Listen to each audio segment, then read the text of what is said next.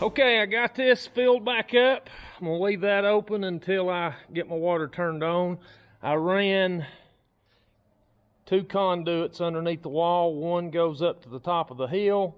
The other one runs down and is stubbed up over here on the wall. That way I can run up and catch outlets all the way around the building. So I'm thinking about running 2 circuits. So we may run the top outlet, 1 circuit, and the bottom outlet maybe a 2nd circuit, and just run it all the way around the building. So I polled the audience the other day and had a couple comments, and both of them made perfect sense. But I'm in a pretty mild climate, and the question I'd ask is whether or not I needed to put insulation under this slab. And we're in a pretty mild climate here. I mean, it gets a little cool in the winter time. We'll have a few days a year that'll get down the 20s, teens, but for the most part it's pretty bearable. And then in the summertime, it'll get hot, but it's nothing extreme. So I'm not going to put insulation under this slab. It's going to be a shop in time, and I just don't think it's really cost effective to do it in here. I'm not going to be kicking my shoes off walking around barefooted, so I don't think I'm going to have to worry about it.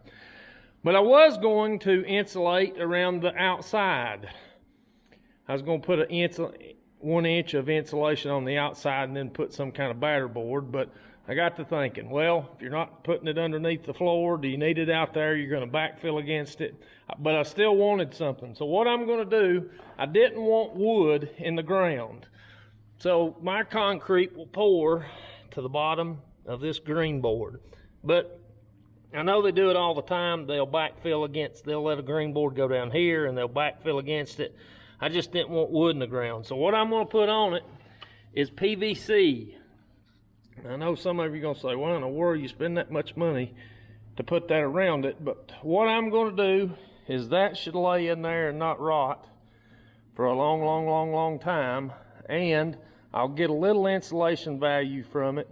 And I don't, when I drive by it, I'll know I don't have dirt and moisture backfilled up against wood. It'll be against this, and I'll just feel a little better. So I'm going to go around here and dig out around the edges. I've got one done up here at the front and got it slid in. I'll come back around the bottom and backfill this so that concrete don't push it out. But I'm going to run it all the way around where it is going to be facing the exterior. I'm going to put PVC. On the interior wall, I'm just going to put treated. For the money difference, this is not going to get rain and water and moisture as much as the outside will. So I'm just going to put a treated board down this side. This will have gravel backfilled up against it, concrete on the other side. So I just didn't think I need to spend the money with that not having the elements against it all the time. So let's get around here and scratch out a path and get this stuff put in.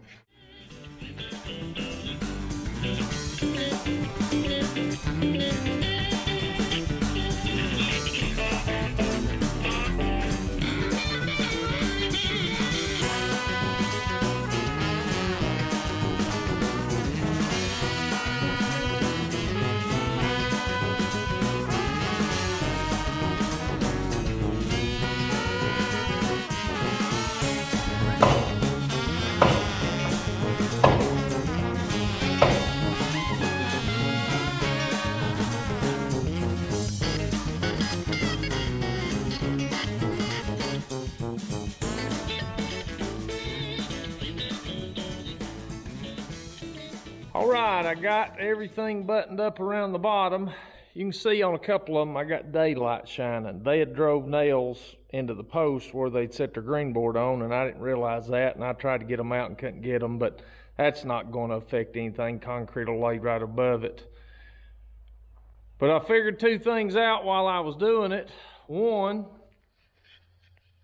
I can't count because I forgot that one over there. And 2, Travis is getting a little tender in his older age. My knees, crawling around these rocks, that don't hardly go good together anymore. So we got it done. I'll have to get one more piece of PVC to go up here in the front. But one thing I'll tell you I'm going to try, if you've got a pole barn or ever been in one, if you notice around the walls, you can set and bump them and they'll move. So I don't know if this will work or not, but I was thinking about it the other night, but I'm trying to kill two birds with one stone. I'm gonna backfill the back side because this PVC is not exactly the stiffest ever was, but you can see this bottom of that wall moving. So I'll backfill on the back side so my concrete don't push the wall.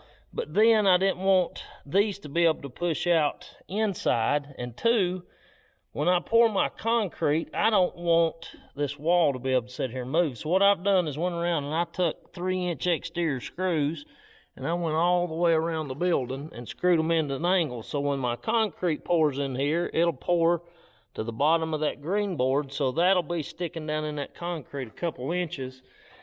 And I think it'll tie those walls into that concrete and I should take all that play out. So we'll see how that works.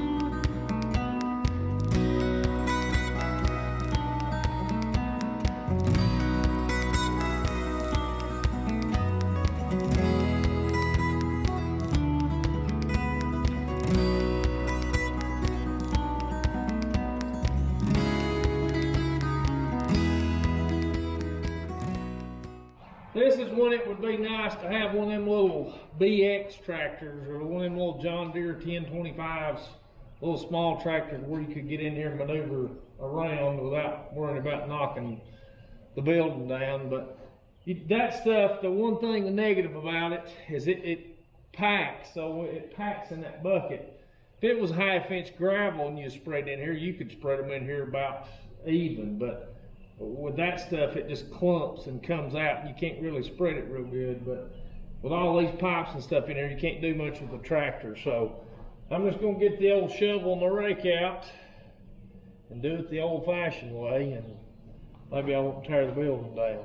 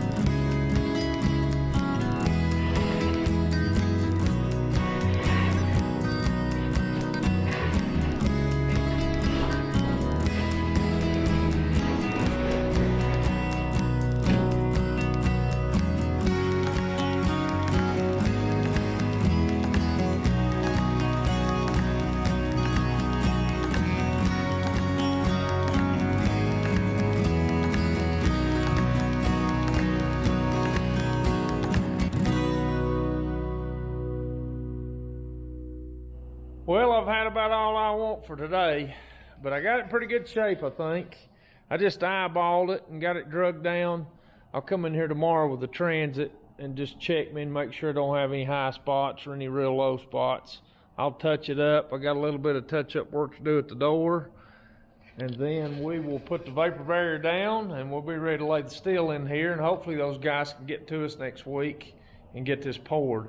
It's a little bit thicker than I wanted it. It's gonna be 6 inches in some places, 5.5 to 6, but I had the building laid out, the height of it, due to me putting the insulation under the slab. So it'll cost me a little more money in concrete, but who knows with me, I'm liable to have a dozer pulled in here at some point. So another inch of concrete won't be a bad thing. So anyway, if you watched, I appreciate it. And hey, we'll catch you on another one.